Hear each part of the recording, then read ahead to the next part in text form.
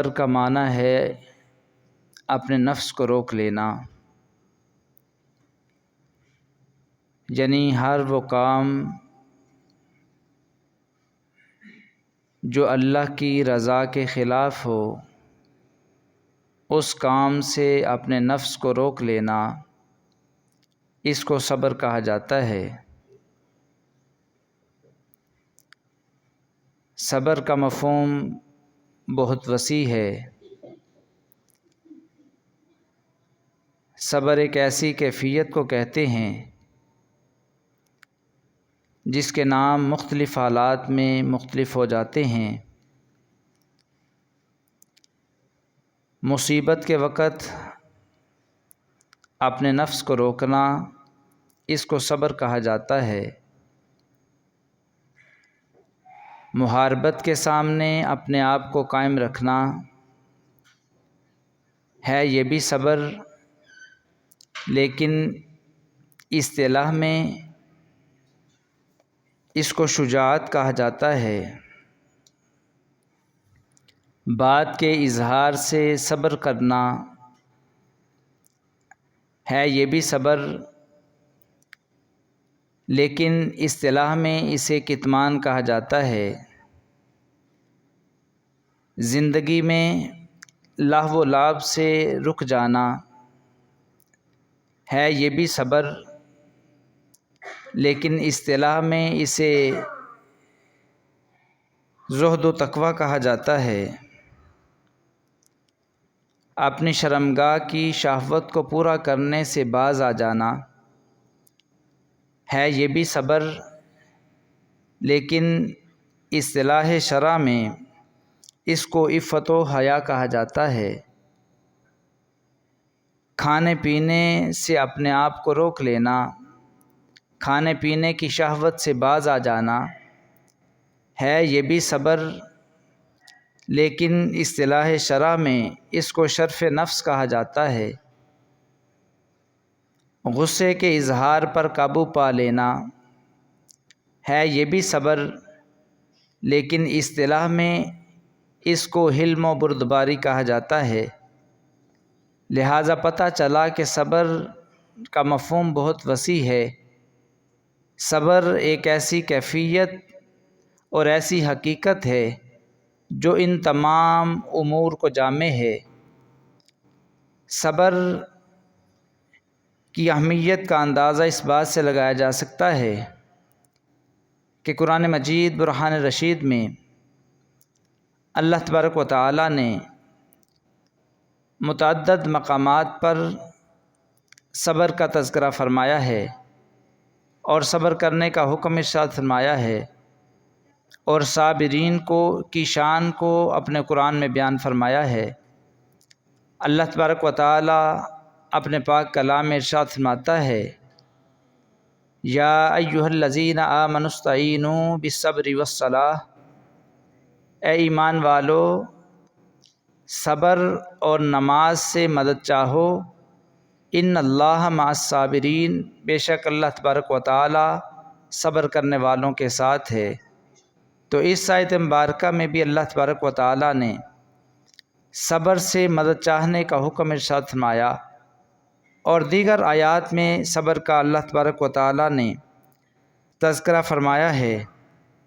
جب بندے پر کوئی مصیبت آ جائے، جب بندے پر کوئی رنج آ جائے، کوئی تکلیف آ جائے، کسی قسم کا کوئی معاملہ ہو جائے، تو اس پر خاموشی اختیار کرنا اور صبر و تحمل کا اظہار کرنا، یہ انبیاء علیہم السلام کی سنت ہے۔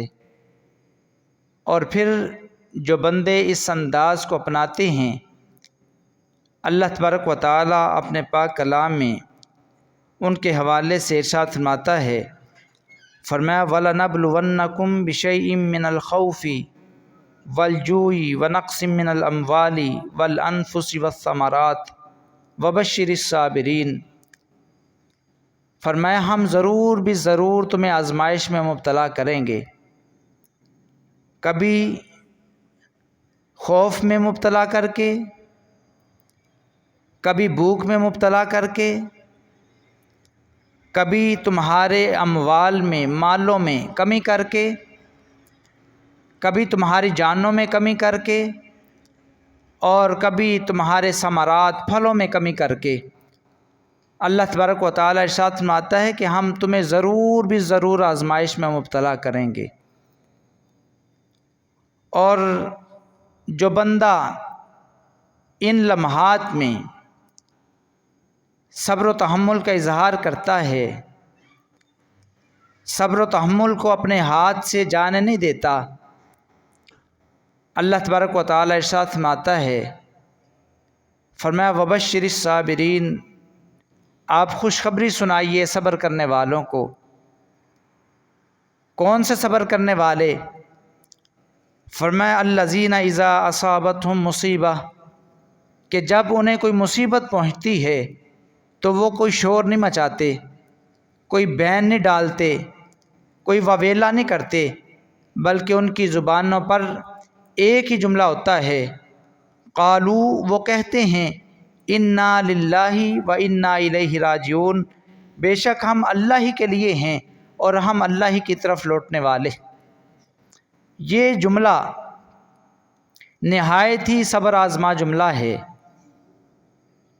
جو بندہ مصیبت میں مبتلا ہو جائے، تکلیف اور رنج میں مبتلا ہو جائے، وہ یہ جملہ اپنی زبان پر جاری کرے تو اللہ تبارک و تعالیٰ کی طرف سے اسے صبر حاصل ہو جاتا ہے۔ اس قدر یہ صبر آزما جملہ ہے۔ اس حوالے سے جو بندہ ان مصائب کا مقابلہ کرتے ہوئے صبر کا اظہار کرتا ہے، تحمل اور بردباری کا اظہار کرتا ہے، اللہ تبارک و تعالیٰ اسے عطا کیا فرماتا ہے۔ اس حوالے سے ایک حدیث مبارکہ سماعت کیجئے گا۔ نبی پاک صاحب الاولاق صلی اللہ علیہ وسلم نے ارشاد فرمایا کہ اذا مات ولد العبد، جب کسی اللہ کے بندے کا کوئی بچہ فوت ہو جاتا ہے، قال اللہ لملائکتہ، تو اللہ تبارک و تعالیٰ اپنے فرشتوں سے فرماتا ہے، قبضتم ولد عبدی، کیا تم نے میرے بندے کے بچے کی روح کو قبض کر لیا؟ حالانکہ اللہ تبارک و تعالیٰ جانتا ہے، پھر بھی سوال کر رہا ہے، کیا تم نے میرے بندے کے بچے کی روح کو قبض کر لیا؟ فرشتے آگے سے جواب دیتے ہیں، فیقولون نعم، وہ کہتے ہیں ہاں یا الہ العالمین، تیرے حکم کے مطابق ہم نے اس تیرے بندے کے بچے کی روح کو قبض کر لیا۔ فیقولو، تو اللہ تبارک و تعالیٰ پھر ارشاد فرماتا ہے، قبضتم ثمرۃ فؤادہ، کیا تم نے اس کے جگر کے ٹکڑے کو اس سے جدا کر لیا، اس کی روح کو قبض کر لیا؟